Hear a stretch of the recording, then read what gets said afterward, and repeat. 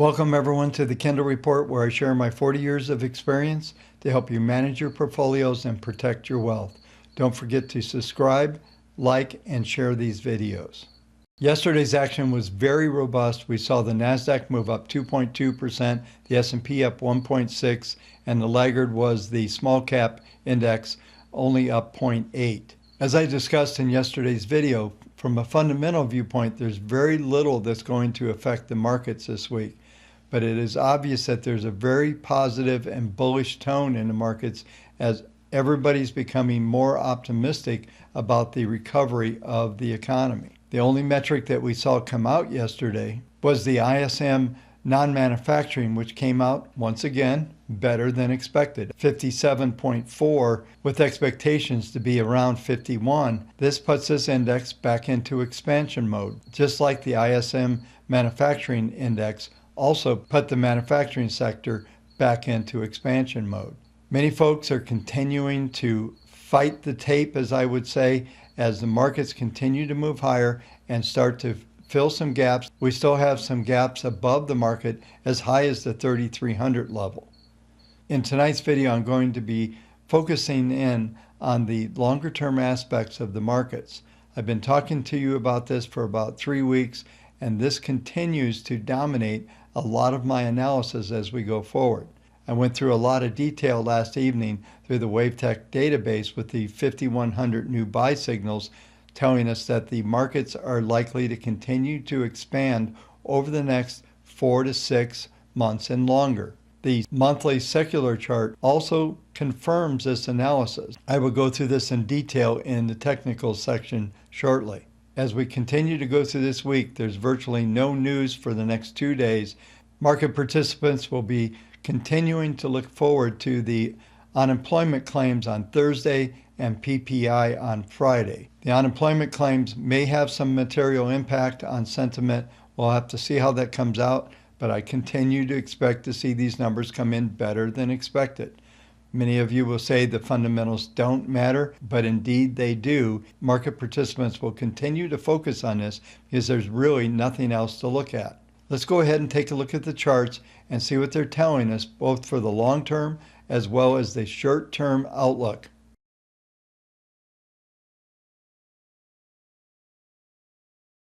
In this segment, I want to continue to talk about the long-term patterns that are unfolding here and what's driving the current narrative. In last night's video, I talked about the melt up, and let me illustrate here what I expect to see happen as we come into the election. I've discussed in detail that I believe we will go to the 3280 level, and this is this dot right here, which is in the monthly market grid at 3279.77. This bar is likely to extend into this level. I do not believe we'll get to the 3374 level, but it is possible. I'm going to draw in what I think the market grid's going to look like based on perceived volatility and the patterns based on previous events. And there's 2 events I want you to watch, which is going to be the event of 2018, this area right here, and the volatility spikes and how the market grid acted, and then down in 2015, we'll look at that as well, 2015 to 2017. We also saw what I call a volatility spike. We're having one of the largest ones I've seen in the history. I could go back in more detail back to 2008 and also going back to 2000.com.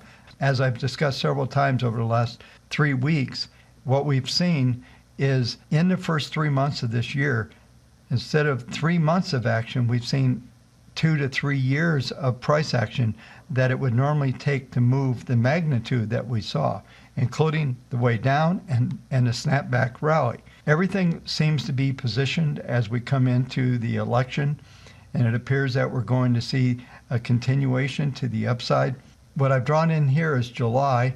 We're going to draw in the next month, which is going to be August, which I believe will move up toward the upper end of the band, which is the 34.59, with the possibility of going up to the Fibonacci objective of 34.77. So there's a range that we're looking at. You'll see the Fibonacci is right here at this level. It's just slightly above what the market grid is saying we're going to happen. What we're likely to see on the market grid, though, as this moves up, we're going to see an uptick in the market grid. The bottom market grid is going to start to spike up, just like you saw in these other instances. And depending on the type of configuration that we get over the next several months, well, it's a lot about how this pattern is likely to end. I've discussed many times about the potential for a generational high. I still think that's the possibility here. We may see an all-time new high in the market, but I think we're going to see a reversal shortly after the new high. There are some possibilities to drive this market sharply higher, but for right now, this pattern appears to be fairly clear. So when this grid actually starts to uptick, this will be September, and then November, we're likely to see right into September or November is going to be the turning point for this market. And then we're going to start to see the grid. We should see some sort of reversal, whether it's some liquidation that we see right before or after the election. But it does appear that everything's setting up there. And ultimately, we're likely to see a move down with the grid turning down as well. I'm just drawing this in so you get an idea of what's going to happen with this grid. The market grid it's based on volatility plus a Fibonacci sequence that's being plotted. The other lines that you see on the chart here, these other dots that you see, are actually Fibonacci patterns being generated by individual pattern. There's a tool that I built that will recognize the market pattern, and then it will draw what the expectations are. And you can see where I drew this line right here. This is the projection at 3477 is the minimum upward Fibonacci projection for this market at this time. So in last night's video, I talked about the melt up. This is the melt up that I'm talking about. And we're likely to continue this through the summer into September. At some stage, I should be able to determine what the peak values are, what type of readings we're getting out of the momentum or the PPMs, and not excluding activity within the WaveTech database is also going to give us a pretty good reading on how much traction we get during this time. In Monday's video, I discussed the 5100 buy signals and that the bullish percent now is at 56.6%. We may only get to 62, maybe 68, and it will peak out there. This is very typical of what will happen, and I've talked to you about this before, but momentum precedes price. So you see the momentum spike, and then momentum will back off, and you'll see the price movement that will follow. Typically, it will be as many at between 6 and 18 bars after that momentum swing, and then there's a reset. Momentum can spike again, keeping the trend alive. As this pattern unfolds, I would expect to see after the election something, a rebound, maybe into the first of the year, and I'm going to draw in approximately where the first of the year will come in, which will be roughly this bar here. And then the next event that is highly likely is that we will see a sharp reversal down, and then the market grid will start to turn down as well. We're likely to get this sort of pattern. The lows that we saw in March are not likely to be taken out. We could see some extreme volatility from a range, especially if we trade up to the 3400 handle or higher. Easily could see a move back in toward the 2740, maybe even down to 2600. I don't see us getting below the 2100 level that we printed in March at this time. Doing this type of analysis that I'm doing right now is based upon the patterns that are likely to unfold. I will be able to update the expectations based on the output of the WaveTech database, the PPMs, and the actual patterns in the market. So this is the perceived pattern that I'm expecting to see.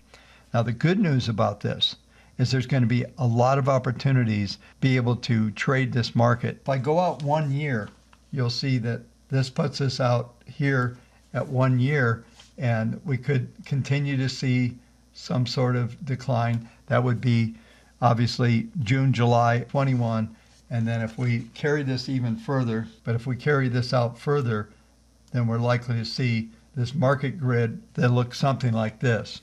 And this goes hand in hand with what I talked to you about 3 weeks ago on the live cast. I've been discussing these patterns since that live cast, as it became very obvious that what we're going to be locked in for some time. 3-6 months from now, maybe there's a completely different scenario. But based on what I know on the pattern, what we're seeing in the expectations from the database that I discussed with you last night with getting 5,100 new buys, at least 60% of those are going to make money.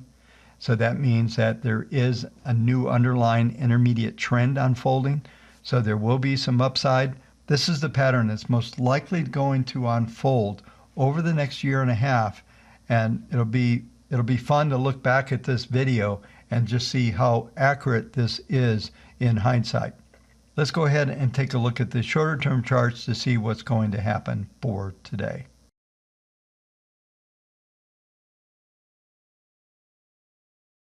Going to begin with the WaveTech database, and there's something I noticed. We saw about 700 new buys come out of the daily models, pushing the percent bullish up from 66, and we're likely to see this continue to get traction. I discussed this the other day, that the short-term database would start to move back toward 72, maybe 76% long. So this is just telling us there's still more upside in this market, even though it could start to grind. And I'll go through the details here in a minute in the technicals. This configuration on the database continues to be very strong and suggests that the trends will also continue. Optimized daily right now, the percent fulfilled is about 65%. Average duration right now is 26 days. We still have about a 2-week period before this database will hit its second peak and will form a lower high in the percentage bullish. We had 90% initially. We came down to about 65.5%. Should go back to 72, 74, and then we should see some selling and some consolidation after that. That won't be before the S&P trades above 3,200, probably 3,200 plus. I'll go through that in the technicals here in just a minute. Beginning with the SPX and the cash S&P, the PPM1 yesterday on the surge managed to get above trend level at 0.27. PPM2 is a plus 0.10 and PPM3 at 0.25. But you're also seeing that PPM2 and 3 are starting to move above their first derivative, and it appears that this trend is likely to continue. You'll also notice that the market grid is narrowing, but in a very steep angle. So we're likely to trade today S2 and R2, which would represent a 3163 to 3195 level. My expectation is that we will see an R3 with an RXT. There's some objectives at 3214 that are likely to be hit. We could print up to 3220 to 3232 level. What kind of surge we get as we go through this week. Going to the weekly charts, you'll see that R2 is 3214. This is the target I just discussed. We could go as high as 3258. I don't see that happening. I believe we'll go to the 3214. We could print 3220, 3232 that I just mentioned off of the daily charts. On the downside, it doesn't even look like we're going to get anywhere close to the S1 number, which is 3090. Going back and reviewing the SPX, you'll notice that the trade that I have been discussing since May 4th is still long. The original buy was the 2842 level. You'll see on the screen here, we're still long this position. This is a 3-2 trade, so it's continuing to go through this grind as we traded along the 200-day moving average. A trade above the high that we saw on 6-9 at the 3222 level will set the tone for us to go to that weekly number that I've been discussing around 3280. It's early in the week, so we'll see how this thing unfolds.